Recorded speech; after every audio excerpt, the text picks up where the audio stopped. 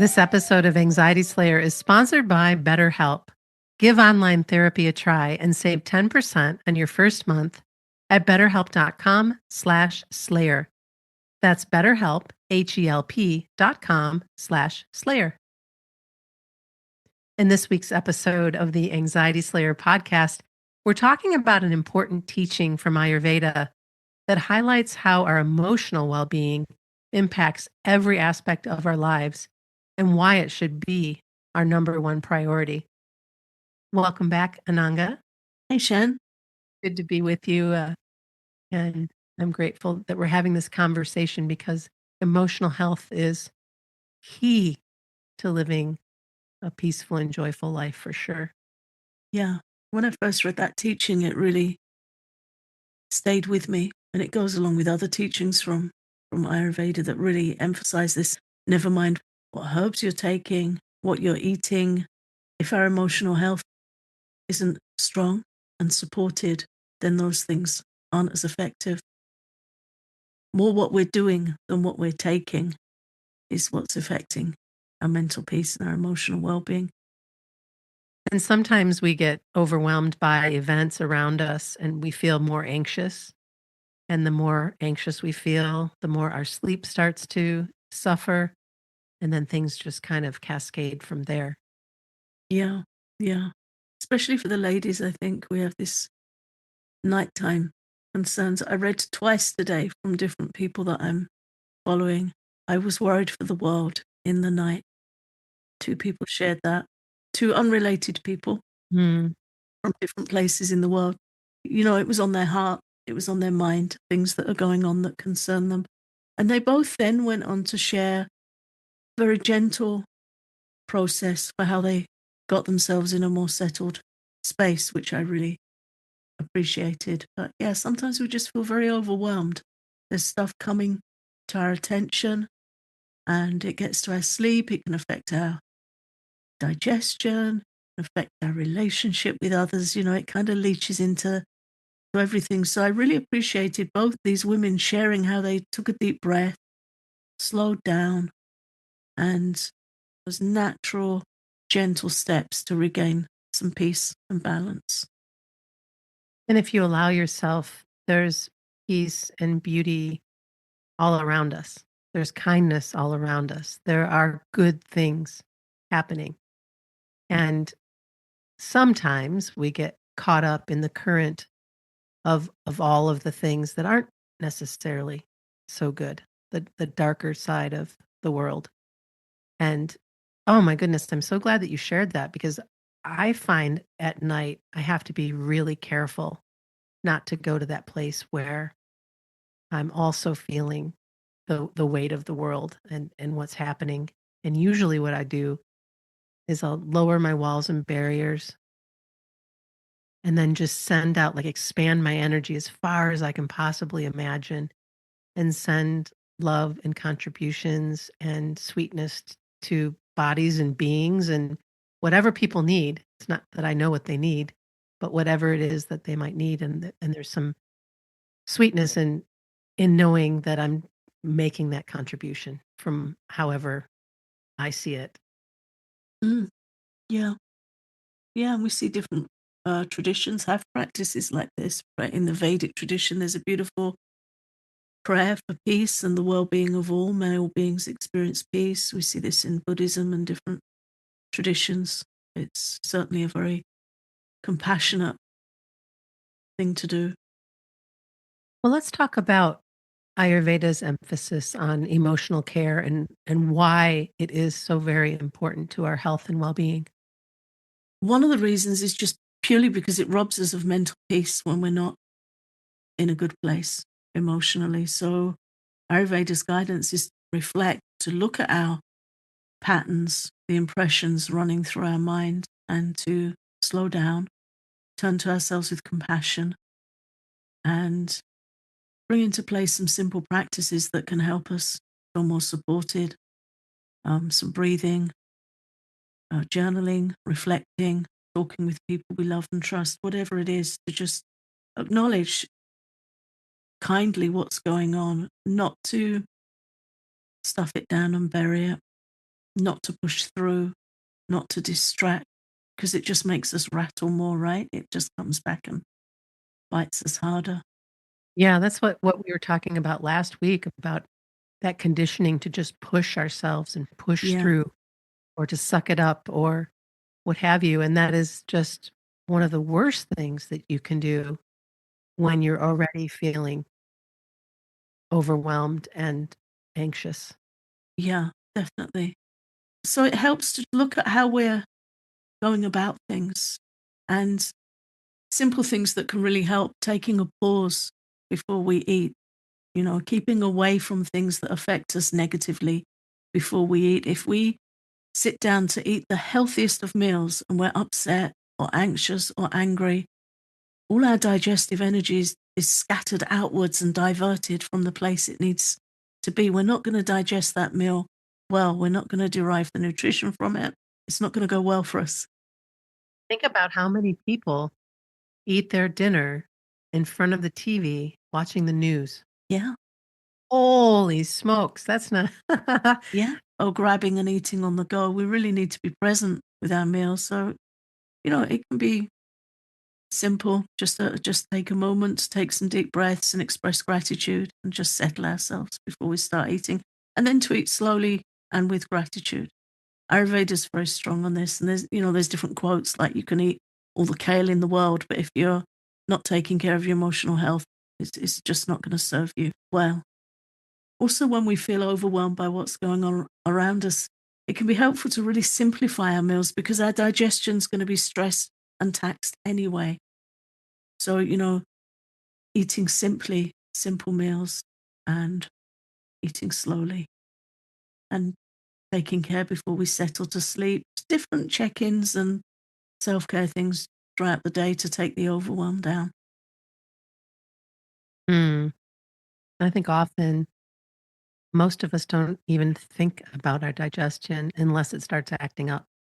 Yeah, And if you give yourself the gift of this, just a little bit of extra time and mindfulness and really making each meal a, a place of gratitude, just a place of slowing down, giving thanks, and nourishing your body, and then getting back to whatever it is you need to get back to. We need to slow down. yeah, we do in so many areas. How do our emotional filters color everything in our world? And this is something we're really seeing extremely at the moment is, we see everything through the lens of our own emotional experience. And then we think everyone else does too. But we don't. We're all individuals and we need to make room to listen to each other with curiosity and with patience. And this is where we see so much disagreement is that we think that my way of thinking is the way of thinking, and then we superimpose that on others. There's a teaching from the Vedas on this. Atmavan manyate jagat. Generally, everyone imagines that others think and feel the same way that they do. Mhm. Everyone thinks of others according to their own tendencies or predilections. So it's like a bias. We have that emotional bias for or against, and then we superimpose it on others. Oh my goodness, there's demonstrations of that everywhere all the time, and especially now in the world when things seem to be a little nuts. People aren't hearing each other. They're not because they're looking through the lens of their own emotional filter. Yeah.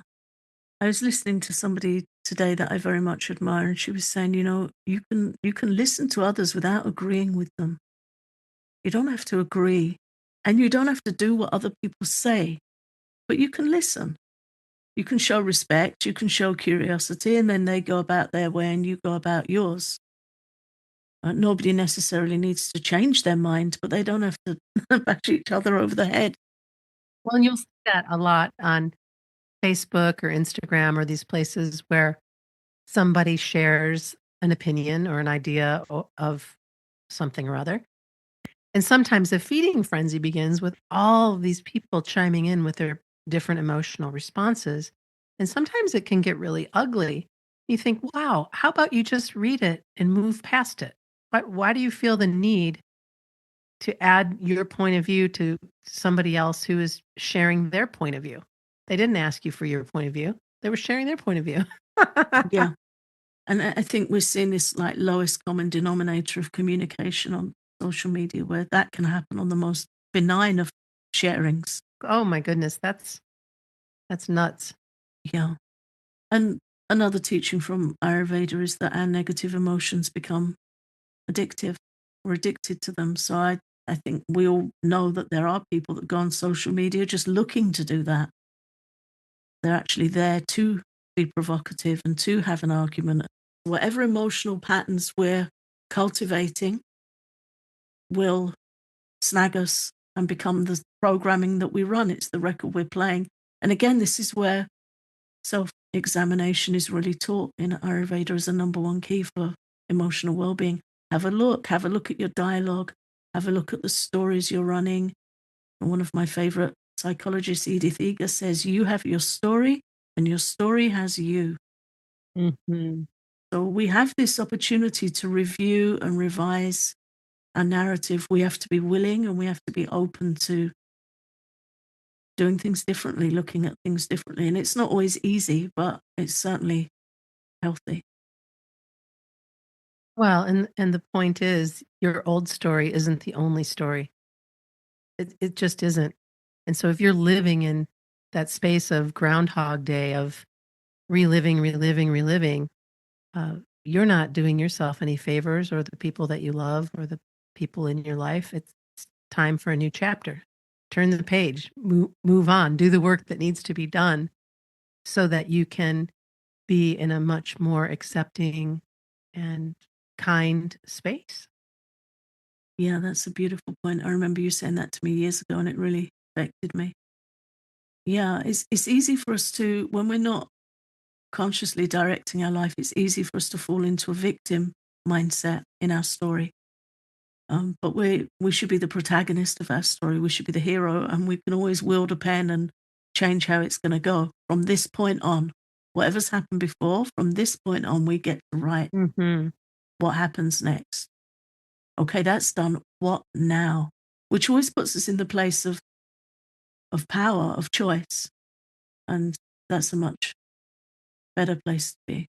Yeah, because choice creates. Every choice you make creates something.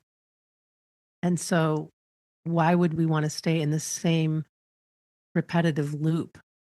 Yeah, So it's an unconscious way of living and it's just wow, there's just so much more for you by making a choice no matter what it is. yeah. It's something to watch. I've noticed with my own journaling, I don't like it to feel like Groundhog Day. Because I don't want to embed those impressions, embed those samskaras, which we can do. We can have Groundhog Day in our journal. So I'll tend to say what I feel I need to say and then throw it out and then find something better to say, something more helpful to say. But sometimes it does help to just acknowledge the bare facts of what's going on and then I'll see how I need to set my sails from there. One of my favorite journaling prompts when I journal is what does my soul want me to know right now? Mm, And then I just free write and get out of my way. You know, it's a sweet practice where I'll light a candle, get still, get my journal, and then just write, see what comes up. I love that. I enjoy it very much, and the more I do it, the more profound the messages are, of course.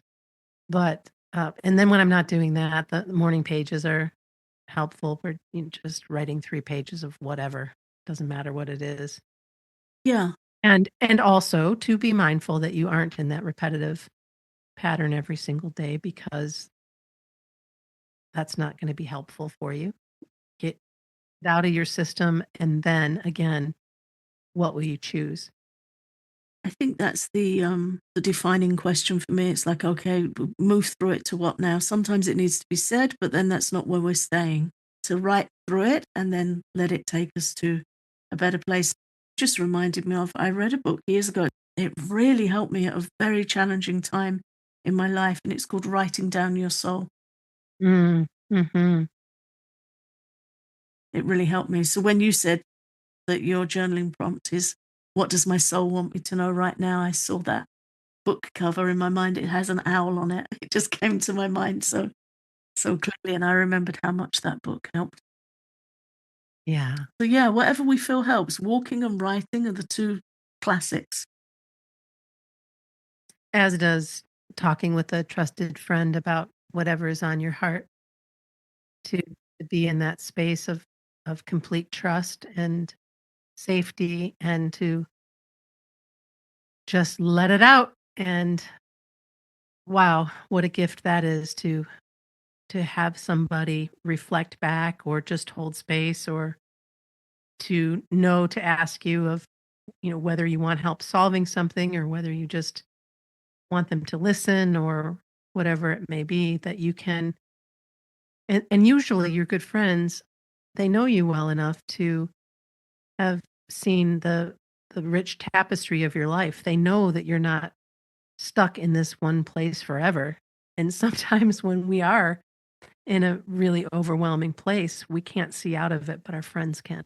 They know who we are, and they know that we're not that one that's suffering right now. We're so much more than that. Yeah, and those tiny acts of kindness, of just hearing and being present, which you're so good at. I remember many years ago when I was seriously ill and waiting for surgery, and you kindly sent me a package, a care package, and you sent me a pebble and you wrote on it in with a marker pen, "This too shall pass." And I had that pebble by my bed for years. I'd forgotten all about that. Yeah, I really liked having that by me. I think sometimes when we see a friend in distress, we feel like what we're offering isn't a lot, but it's when you're on the receiving end, it really is. It really is a lot just to have somebody hold space for you and hear you, and safety. I'm spending time with friends in some online Zoom groups at the moment where we really reflect and talk deeply together. And what's coming up again and again is safety. The safety of the group. What's said in the group stays in the group. And nobody judges. Nobody talks about you behind your back. And just the release and relief of that.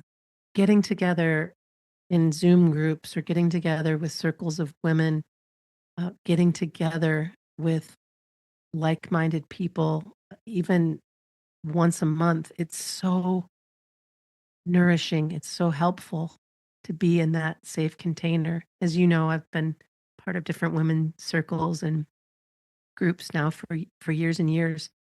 And to just know that as soon as you step inside, that container is safe. Yeah. And if you haven't done it before and it's your first time doing it, it feels so foreign.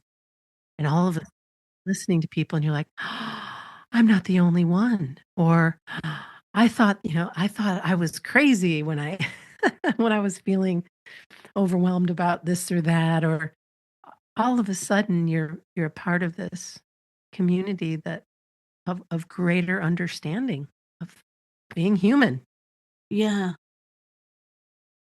To know that you're not alone, and to know that a lot of us are having, a heightened human experience, and not to turn on ourselves and think, what's wrong with me, or why am I so affected? If you're navigating overwhelm, do everything you can to be sweet with yourself. And as Ananga said, this too shall pass. In the meantime, do what you know you need to do. Thank you, Ananga. And thanks to all for listening. If you're interested in becoming an Anxiety Slayer patron, you can join our Patreon with over 200 guided relaxations, tapping sessions, and classes to help you slay your anxiety. Visit patreon.com/anxietyslayer.